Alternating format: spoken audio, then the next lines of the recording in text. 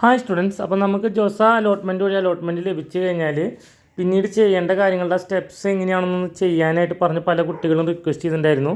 അപ്പോൾ അതിൻ്റെ ഡിഫറെൻ്റ് ആയിട്ടുള്ള സ്റ്റെപ്സുകളാണിത്. ഫസ്റ്റ് തന്നെ നമ്മുടെ പോർട്ടലിൽ കയറിയിട്ട് നമ്മൾ ലോഗിൻ ചെയ്യണം. അപ്പോൾ OTP ഒക്കെ വരാൻ സാധ്യതയുണ്ട്. അപ്പോൾ ആ ഒരു ലോഗിൻ ചെയ്യുന്ന സെഷനാണ് നമ്മൾ ആദ്യം കാണിച്ചത്. വൺസ് ലോഗിൻ ചെയ്ത് കഴിഞ്ഞ് കഴിഞ്ഞാൽ നമുക്ക് നമ്മുടെ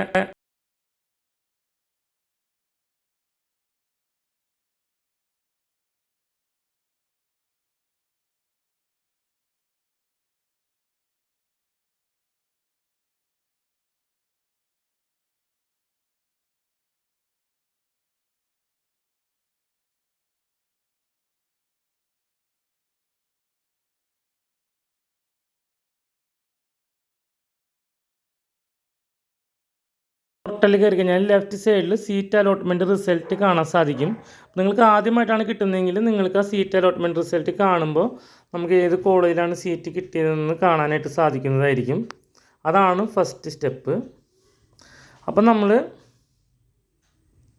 സീറ്റ് അലോട്ട്മെൻറ്റ് കിട്ടിയത് കഴിഞ്ഞാൽ seat initial allotment slip download ചെയ്യുക. അതിന് കഴിഞ്ഞ് കഴിഞ്ഞാൽ വൺസ് അത് ഡൗൺലോഡ് ചെയ്ത് കഴിഞ്ഞാൽ വില്ലിങ്നെസ് സബ്മിറ്റ് ചെയ്യണം. അപ്പോൾ വില്ലിങ്നെസ് സബ്മിറ്റ് ചെയ്യുമ്പോൾ നമുക്ക് ഫ്രീസ്, ഫ്ലോട്ട് അങ്ങനെ മുതലായ 3 ഓപ്ഷൻസാണ് വരിക നിങ്ങളുടെ മുന്നിൽ. അപ്പോൾ നിങ്ങൾക്ക് അതെന്താണെന്ന് മുൻപ് തന്നെ വീഡിയോസിൽ പറഞ്ഞിട്ടുണ്ടായിരുന്നു. അതിൻ്റെ ബേസിൽ നമുക്ക് ഹയർ ഓപ്ഷൻസ് കൺസിഡർ ചെയ്യണമെങ്കിൽ ഫ്ലോട്ടാണ് കൺസിഡർ ചെയ്യേണ്ടത്. ഫ്ലോട്ടാണ് നിങ്ങൾ എടുക്കേണ്ടത്. ഓക്കെ, ഫ്ലോട്ട് എന്ന് പറയുമ്പോൾ നമുക്ക് കിട്ടിയ കോളേജിനേക്കാളും ഹയർ ഓപ്ഷൻസുകളിലേക്ക് കൺസിഡറേഷൻ വരും. ഇപ്പോൾ നമുക്ക് കിട്ടിയ കോളേജിൽ നിന്ന് വേറെ എവിടേക്കും മാറി എടുക്കുന്നുണ്ടെങ്കിൽ നിങ്ങൾക്ക് ഫ്രീസ് സെലക്ട് ചെയ്യാവുന്നതാണ്. അപ്പോൾ അത് ആക്സെപ്റ്റേഷൻ കൊടുക്കുമ്പോൾ ഒരു വട്ടം കൂടി പാസ്വേഡും OTPയും അടിക്കേണ്ടതായിട്ട് വരും. കാരണം എന്ന് വെച്ച് കഴിഞ്ഞാൽ നിങ്ങളത് വളരെ ഇമ്പോർട്ടൻ്റ് ആയിട്ടൊരു ഡിസിഷനാണ്. അപ്പോൾ അത് നിങ്ങൾ തന്നെയാണ് ചെയ്യുന്നതെന്ന് ഉറപ്പ് വരുത്താൻ വേണ്ടിയിട്ടാണ് നിങ്ങളുടെ ഒരു ഡിജിറ്റൽ സിഗ്നേച്ചർ മോഡിലേക്കാണ് OTP എൻ്റർ ചെയ്തുകൊണ്ടാണ് നിങ്ങൾ ഈ ഒരു പ്രൊസീജിയർ കംപ്ലീറ്റ് ആക്കേണ്ടത്. ഓക്കെ, അപ്പോൾ ഫ്ലോട്ട് സെലക്ട് ആണ് നോർമലി കുട്ടികൾ ചെയ്യുക. അപ്പോൾ ഫ്ലോട്ട് സെലക്ട് ചെയ്ത് കഴിഞ്ഞാൽ പിന്നെ അടുത്ത സ്റ്റെപ്പ് എന്ന് വെച്ച് കഴിഞ്ഞാൽ അപ്ലോഡിങ് ഡോക്യുമെൻറ്റ്സ് എന്നുള്ള വളരെ ഇമ്പോർട്ടൻ്റ് ആയിട്ടുള്ളൊരു സ്റ്റെപ്പാണ്. അപ്പോൾ അപ്ലോഡിങ് ഡോക്യുമെൻറ്റ്സ് എന്ന് പറയുമ്പോൾ നമ്മൾ പറഞ്ഞിട്ടുണ്ടായിരുന്നു ഏതൊക്കെ ഡോക്യുമെൻറ്റ്സാണ് നമുക്ക് കയ്യിൽ വെക്കണമെന്ന്. 10ാം class certificate, +2 certificate, OBC non creamy layer certificate, അത് ഏപ്രിലിന് ശേഷം എടുത്തിട്ടുള്ളതായിരിക്കണം. അതായത് റിസർവേഷൻ കാറ്റഗറിയിൽ കിട്ടിയിട്ടുള്ള ഒരു കാരണം OBC non creamy layer certificate വേണ്ടി വരിക. ജനറലായിട്ട് എല്ലാ കുട്ടികൾക്കും OBC നോൺ ക്രീമി ലെയർ സർട്ടിഫിക്കറ്റിൻ്റെ ആവശ്യം ഇല്ല. ഞാൻ ജസ്റ്റ് പറഞ്ഞു എന്നേ ഉള്ളൂ. ഇത്തരം കാര്യങ്ങളൊക്കെ അവർ പറയണ ഒരു സൈസിൽ തന്നെ കംപ്രസ് ചെയ്തിട്ടായിരിക്കണം നിങ്ങൾ അപ്ലോഡ് ചെയ്യേണ്ടത്. സൈസും കാര്യങ്ങളെല്ലാം സൈഡിൽ കറക്റ്റായിട്ട് തന്നെ മെൻഷൻ ചെയ്തിട്ടുണ്ട്.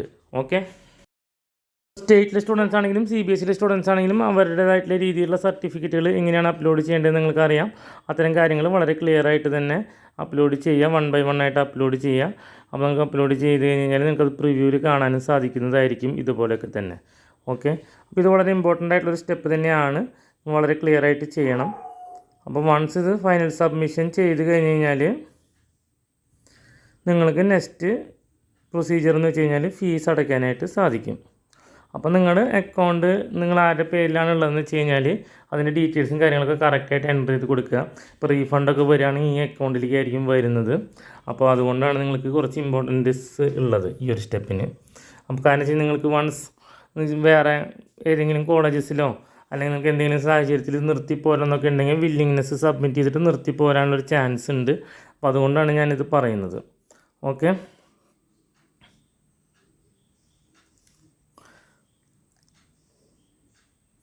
അപ്പോൾ ആ ഒരു പ്രൊസീജിയറുകൾ നിങ്ങൾ വളരെ ക്ലിയർ ആയിട്ട് തന്നെ ചെയ്യേണ്ടതാണ്, ധൃതി വയ്ക്കരുത്. പിന്നീടുള്ള ഫീ പേയ്മെൻറ്റ് നിങ്ങൾക്ക് വളരെ ക്ലിയർ ആയിട്ട് തന്നെ പിന്നീട് ചെയ്യാവുന്നതാണ്. കറക്റ്റായിട്ട് അപ്പോൾ കാശിനെങ്കിൽ ഒന്നും കൂടി ലോഗിൻ ചെയ്താലും ഈ ഒരു സ്റ്റേജ് വരെ എത്തി നിൽക്കുന്നുണ്ടാവും. UPI ID വെച്ചിട്ടോ ഗൂഗിൾ പേ വെച്ചിട്ടോ നെറ്റ് ബാങ്കിങ് വെച്ചിട്ടോ ഒക്കെ നിങ്ങൾക്ക് ഫീസ് പേയ്മെൻറ്റ് നടത്താവുന്നതാണ്. അപ്പോൾ ഈ ഒരു പ്രൊസീജിയർ കഴിഞ്ഞ് കഴിഞ്ഞാൽ ഇത്രയും സ്റ്റേജസ് കഴിഞ്ഞു.